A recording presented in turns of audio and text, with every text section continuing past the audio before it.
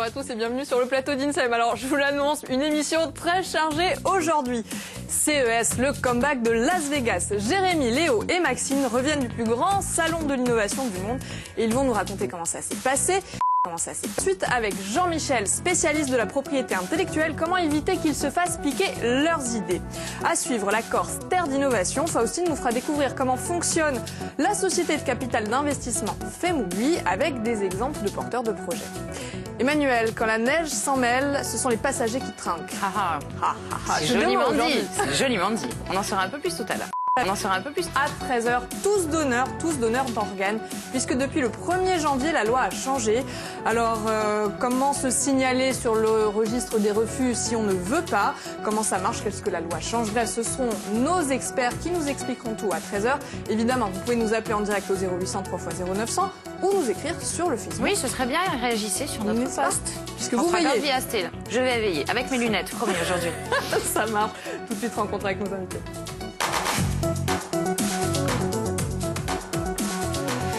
Alors nous en avons un en plateau, il s'agit de Jérémy Nérou. Bonjour Jérémy.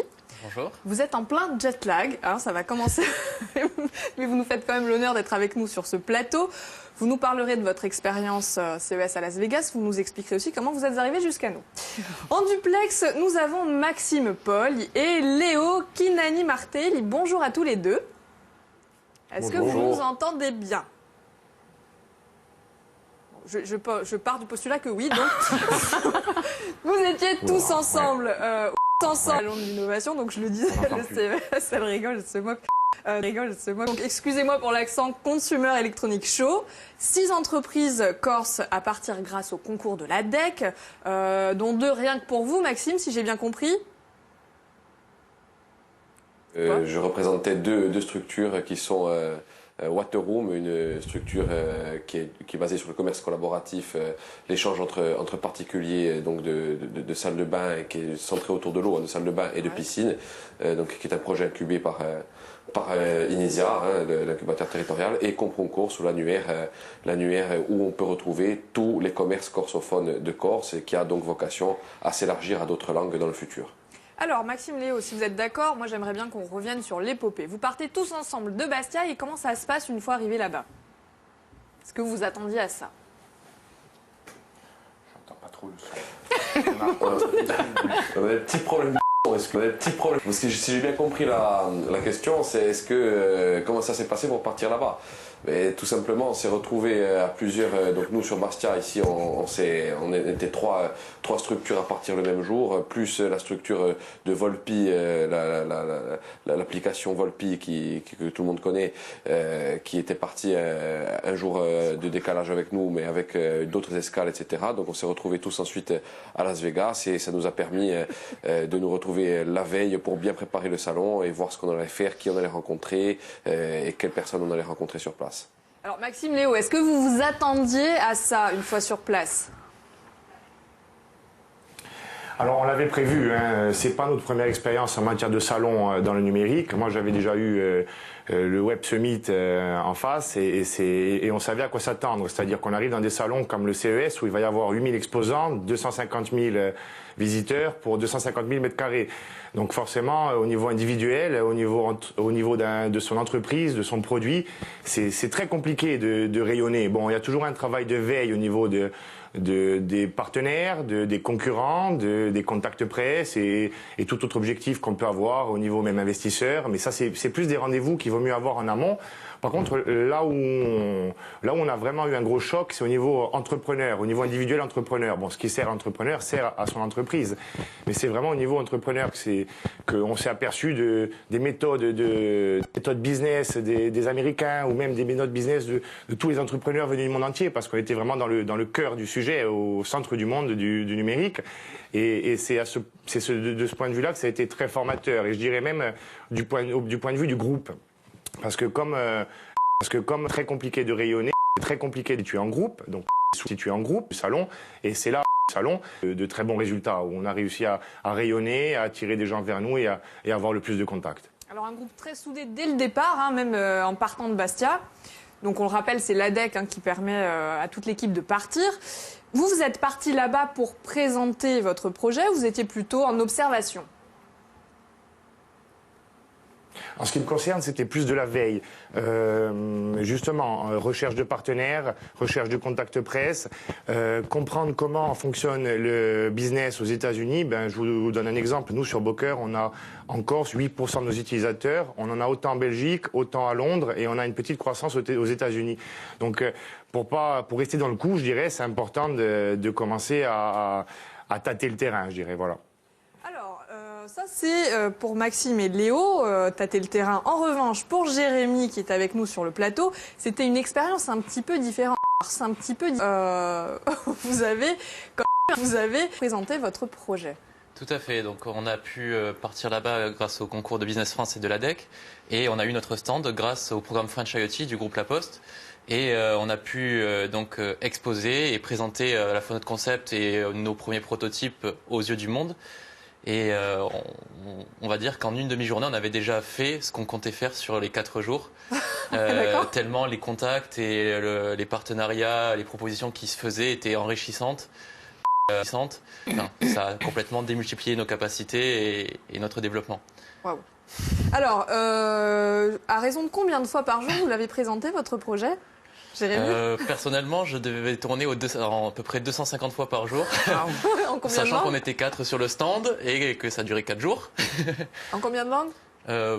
On présentait en français, anglais, espagnol, italien, russe de temps en temps. Voilà. Normal, enfin, donc. Peu importe, on s'adapte. Et l'intérêt, c'est de présenter très rapidement le concept, l'idée, le projet aux personnes en moins d'1 minute, bien souvent. C'est ce qu'on appelle un elevator pitch. Donc voilà, on est quand même entraîné à tout ça en tant qu'entrepreneur. Évidemment, hein, Emmanuel, c'est ça, on est bien d'accord. Nature. Et voilà, donc il faut savoir aussi accoster les gens. Quand je parle des gens, c'est souvent des hauts responsables qui circulent sur le salon. Savoir aller les dénicher, les chercher, c'est ce qu'a dit Léo tout à l'heure.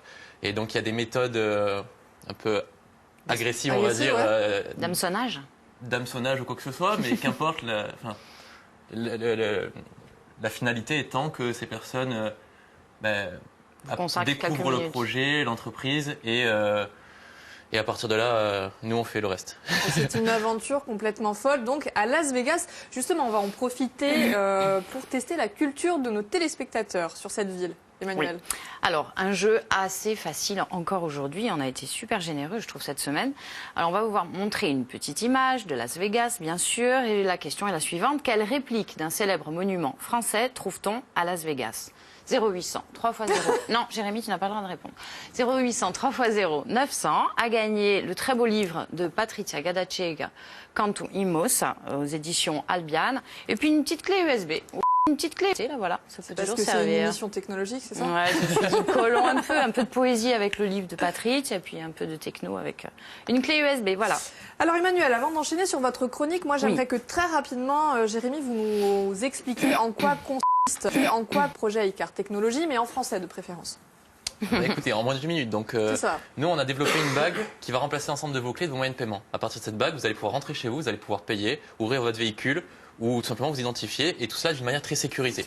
Je vois la tête d'Emmanuel. Non, mais parce que je me dis, voilà, c'est ça. Bon, donc, cette bague, elle a la particularité, c'est qu'elle va sa principale particularité, c'est qu'elle va vous reconnaître. La particularité, c'est qu'elle va de mon doigt, personne ne peut la réutiliser.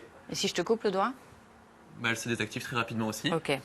Donc, elle est capable de reconnaître son porteur. Ça, c'est la première sécurité. La deuxième sécurité, c'est que je vais pouvoir contrôler l'émission des ondes. La bague, contrairement à notre carte de paiement sans contact, la bague, je vais pouvoir choisir les moments où elle émet. Et enfin, ça serait pas magique si elle n'était pas autonome. Je veux dire par là qu'il n'y a ni pile ni batterie dans cette bague. On a juste à la porter et à l'utiliser. Très bien, donc Icar Technologies. On saura pas comment ça marche. Donc. Je crois pas, non Emmanuel. Sans accord de confidentialité, non. S'il y a un petit contrat.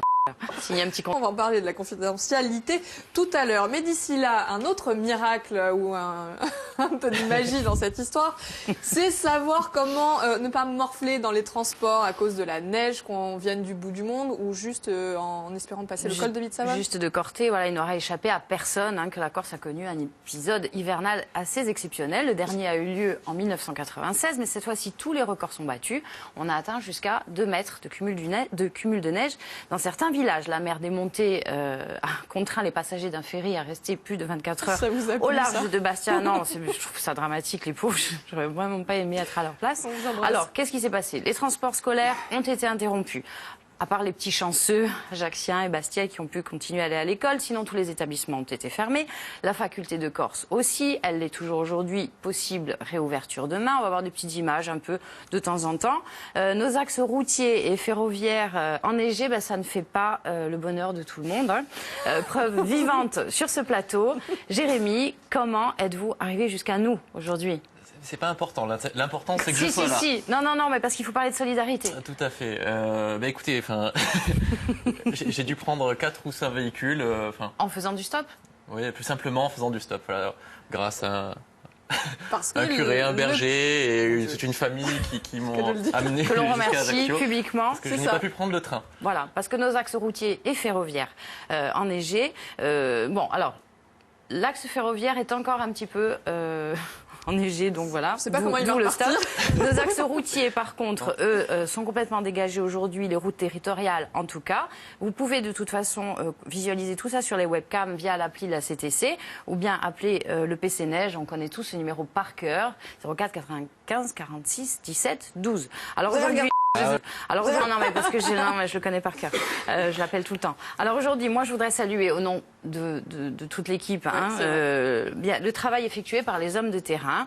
Ils travaillent encore à faire en sorte d'assurer une continuité de circulation, les services de la CTC, les deux conseils généraux, les pompiers, la sécurité civile, je vais sûrement en oublier, et tous ceux qui se sont préoccupés de leurs voisins, de leurs amis.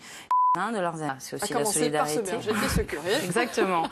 Les agents EDF aussi, qui sont soucieux du maintien de l'électricité pour continuer de se chauffer. Une pensée également pour tous les éleveurs qui doivent continuer à nourrir leurs bêtes en bravant les éléments. Bref, Jérémy, et puis je ne sais pas si on a toujours nos amis à Bastia. Maxime et Léo, je ne sais pas. Eux, ils sont on est technologie. Vous êtes là, on est loin des nouvelles technologies, on est loin de Las Vegas, mais c'est ça aussi la Corse qu'on aime, à la fois 2.0 et Noustral. Voilà. Oh, c'est beau Emmanuel, merci beaucoup. Alors un programme qui devrait plaire aux garçons, histoire de se réchauffer un peu le cœur, c'est le programme à ne pas rater ce soir sur Viastel.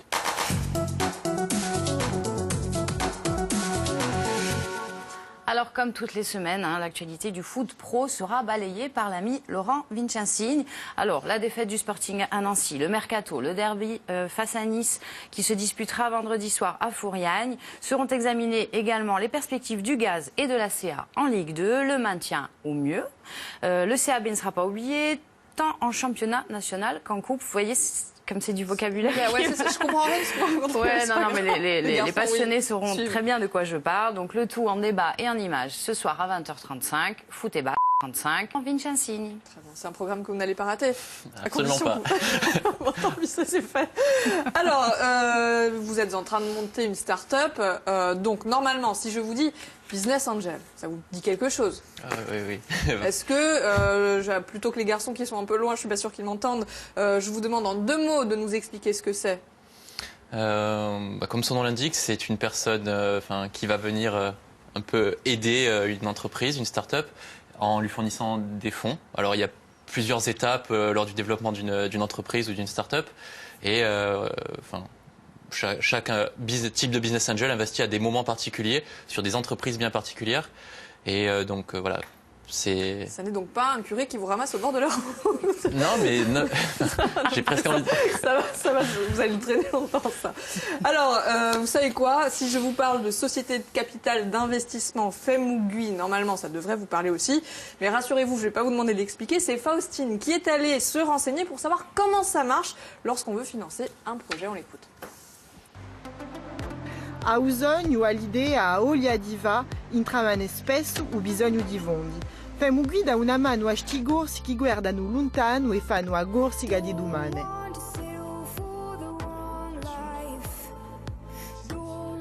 Femugui, c'est un fonds d'investissement d'un point de vue technique, on dira. Alors c'est un peu plus qu'un fonds d'investissement parce que c'est 2300 actionnaires qui, dès 1992, ont mis peu, voire un peu beaucoup parfois de leur épargne, ou parfois de leur épargne pourrait servir à financer en capital des PME en Corse, avec l'idée de promouvoir l'économie, l'emploi et quelque part l'émancipation par l'économie. Nous, on est un domaine et un moulin. Donc on a une oliverie qui produit Il y a un moulin qui travaille pour la fabrication d'huile d'olive, pour la nôtre, et qui travaille aussi à façon. Et c'est vrai qu'à un moment donné, on a commencé à grandir et nous avions besoin d'aide financière pour pouvoir pallier à cette croissance. Et c'est là que FEMUGUI est intervenu.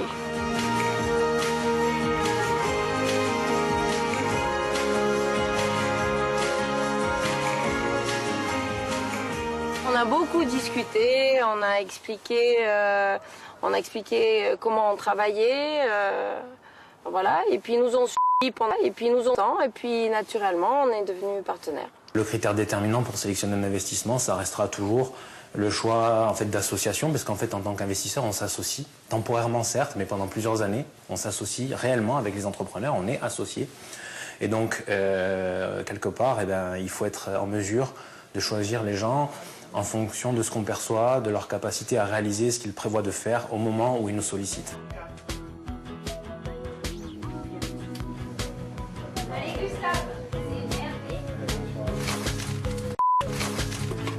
Oui, ça je sais. Je pense que tout ce que vous pouvez voir au sein de cet établissement, qui va du mobilier jusqu'à ce qui concourt à la sécurité des résidents, a été financé en grande partie grâce au concours de FEMUGUI. Ça nous apporte effectivement beaucoup d'assurance dans notre fonctionnement de tous les jours. Alors il ne se mêle pas de la gestion à proprement parler, mais ils sont attentifs à l'ensemble de nos projets, aux difficultés éventuelles qui pourraient survenir dans notre fonctionnement, et nous avons des contacts très réguliers. C'est un métier de capital risque, mais on doit s'assurer et l'entrepreneur doit s'engager à restituer les fonds. Il y a le risque, donc il arrive que les boîtes ne rendent pas, ou rendent partiellement, ou rendent tout juste. Mais l'idée, c'est aussi que dans tous les investissements qu'on fait, il y en a certaines qui rendent plus que ce qui avait été donné. Et aujourd'hui, on a développé des produits qui mixent. La collaboration de FEMUGUI nous a apporté évidemment du soutien en termes de structure financière, mais non seulement cela, mais aussi un soutien en termes de gestion, comment financièrement on gère une entreprise qui passe de quelques centaines de milliers d'euros de chiffre d'affaires à plusieurs millions.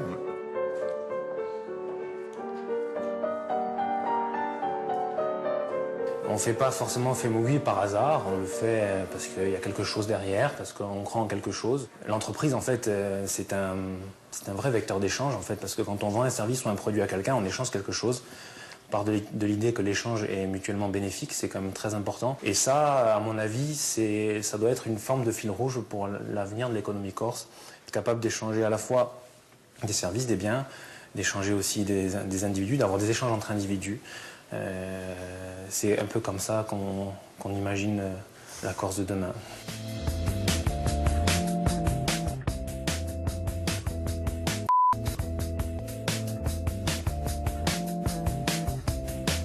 Alors là, exemple de Business Angel, d'ailleurs, il y a une petite anecdote sur le financement. Jérémy, est-ce qu'on a le droit de la dire? Oui, on peut en parler. Petite date, donc. Donc nous sommes tout simplement en train de clôturer notre premier tour de table, justement, avec des Business Angels.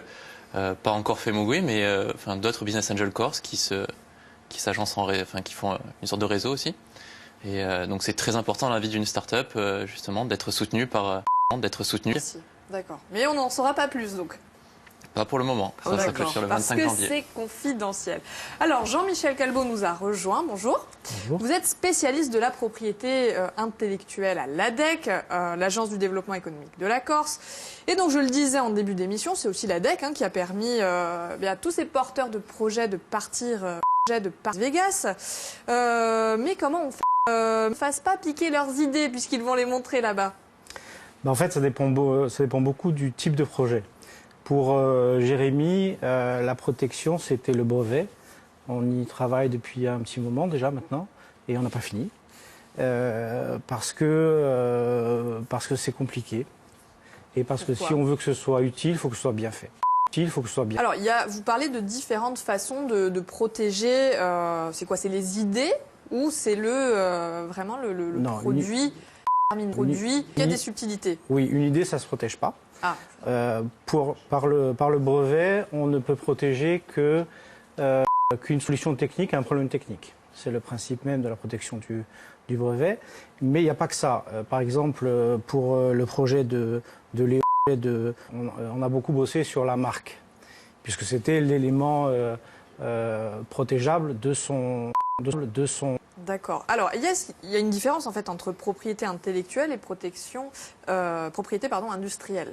Oui, alors là, la propriété industrielle fait partie de la propriété intellectuelle. La propriété industrielle couvre les brevets, les marques et les dessins et modèles. La propriété intellectuelle, entre autres brevets, marques et modèles, couvre aussi le droit d'auteur, le droit des bases de données. On appelle tous les droits littéraires et artistiques. D'accord. Alors pour les projets de Max et Léo qui sont à Bastia, comment ça s'est passé? Alors Maxime, je n'ai pas encore travaillé avec lui, mais Léo, on a bossé sur la marque, puisque quand on est dans ce genre de projet, c'est vraiment l'identité qui compte, qui est importante. Et donc on a fait en sorte de trouver une marque disponible et qui soit reconnaissable et qui plaise aux porteurs de projets, parce que c'est aussi ça qui est important. D'accord. Alors rapidement, puisque je vous vois, comment vous avez protégé pas vos idées, puisque c'est pas possible, mais vos projets, les garçons, à Bastia? Alors moi, à titre personnel, pour Waterroom, c'est un dépôt de marque classique à l'INPI sur le plan français pour le moment. Et puis on envisage ensuite, lors de notre collaboration avec l'incubateur, d'autres pistes qui seront étudiées dans les mois à venir. Pour Comprocours, ou en revanche, on a juste pareil protéger la marque plus loin que cela. Et ça sera peut-être intéressant de voir lors du développement à l'étranger des deux comment faire pour protéger un petit peu plus fortement la marque, l'idée qu'elle porte et le projet qu'il y a derrière. Ce qu'on rappelle très rapidement, Waterroom, c'est quoi? C'est de l'ubérisation de salles d'eau. Et le second projet?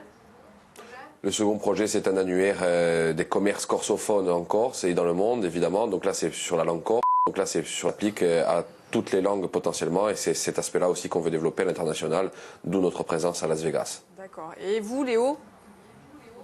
Et comme disait Jean-Michel, pour nous, pour Boker, qui est un site internet, une application mobile, et donc pas une réelle nouvelle technologie innovatrice, où c'est plutôt un concept ou de l'innovation sociale, nous, dans ces cas-là, c'est plus la marque qui a été déposée, même si derrière, il y a quand même eu un gros travail sur tout ce qui est ergonomie, expérience utilisateur et design, surtout sur la prochaine version. Donc là, c'est des vues qu'on dépose quand même à l'INPI. Ça nous protège un minimum. Sinon, nous, dans notre domaine, l'objectif, c'est vraiment d'aller le plus rapidement possible sur un marché, d'attaquer, de prendre des parts de marché. C'est plutôt ça l'enjeu dans ce qui nous concerne à nous.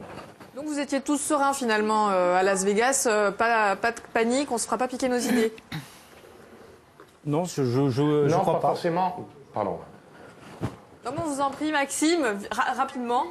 C'était Léo, mais c'est pas grave, je peux embrayer si vous voulez. Non, mais en effet, on était serein parce que le souci principal d'un start-upper, c'est pas de se faire piquer l'idée. C'est vrai que c'est au début une image qu'on peut avoir lorsqu'on parle des projets innovants, etc. Mais le souci principal, c'est de faire progresser son projet, de le challenger, d'être confronté aux avis extérieurs, aux avis du monde justement de l'entrepreneuriat. Et c'est ça surtout qui nous importe, plus que de se faire piquer l'idée. Parce que si demain on doit se la faire piquer par qui que ce soit, ça sera par un grand groupe certainement, et on ne pourra pas lutter. Donc l'avantage, c'est d'essayer vraiment de challenger nos projets, de les faire aller le plus loin possible, le plus vite possible, dans les meilleures conditions, plutôt que de les protéger, de les materner sans véritable but. On sent l'âme du fonceur. Hein. C'est tout à fait ça. Alors, je suis désolée, on en parlerait pendant des heures, mais c'est le moment de faire un récap météo tout de suite.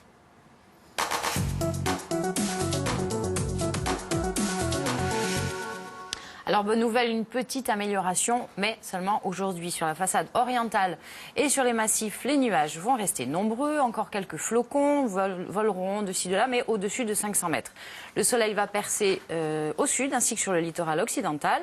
Le vent de nord-est, il va se maintenir du Cap à Scandola et de Porto Vecchio à Bonifacio, où les rafales atteignent encore 60 à 70 km/h. Les températures remontent lentement, de 7 à 11 degrés en bord de mer, de 0 à 8 degrés dans l'intérieur. Et si vous êtes du côté de Calvi, où il fera 10 bons degrés cet après-midi, je vous propose d'aller au café Cittadella d'Ava ce soir. Donc il y a une conférence, un débat avec Patrick Olaya, j'ai du mal, reporter de guerre, auteur et éditeur national, présentation du prochain livre d'Olivier Biancogne consacré à la société corse et intervention de Claudette Cadon sur l'édition insulaire à partir de 20h à Calvi. Très bien, alors le rendez-vous est pris. Emmanuel, je vais vous laisser la main jusqu'à la fin de l'émission, à commencer par vérifier que François avait bien la bonne réponse à votre jeu. François, bonjour. Oui, bonjour, Badje Saoud. Badje Saoud.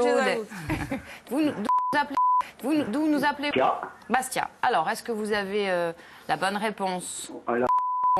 Voilà, bravo. Alors, vous êtes l'heureux propriétaire de ce livre Canton Imos de Patricia Cataceg et puis d'une petite clé USB. Merci beaucoup, François. C'est moi qui vous remercie. Bonne journée. On vous embrasse. On vous embrasse bien fort, François. Alors, je ne sais pas si on va faire le questionnaire, Emmanuel. Ça arrangerait beaucoup Jérémy qu'on ne le fasse pas. Donc c'est vous qui choisissez. C'est vous qui voyez. C'est vous une question sans aller au public? Allez, on fait une question. Mais choisissez-la bien. Juste une. Si tu étais une invention déjà existante. Je serais l'ampoule de Thomas Edison. Rien que ça. Rien que ça. On en fait une autre ou pas? C'est facile. Allez, c'est une autre. Allez, une autre. Si tu étais une heure de la journée. Je sais pas. Mais c'est quoi ces questions oui, tôt le matin, je sais pas. Quelle heure?